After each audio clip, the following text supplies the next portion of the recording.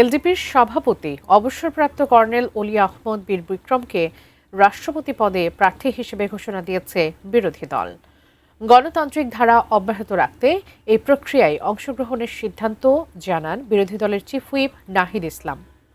হার জিত প্রশ্ন নয়, জনগণের পাশে তাদের স্বার্থ রক্ষায় বিরোধী দল থেকে প্রার্থী হয়েছেন বলে জানান অলি আহমদ।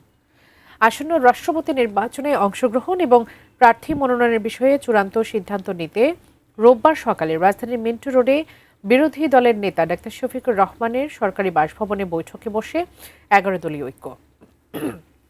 উপস্থিত ছিলেন জোটের শীর্ষ নেতৃবৃন্দ। বৈঠক শেষে রাষ্ট্রপতি পদপ্রার্থীর নাম ঘোষণা করে বিরোধী দলের চিফ হুইপ ও এনসিপি আহ্বায়ক নাহিদ ইসলাম।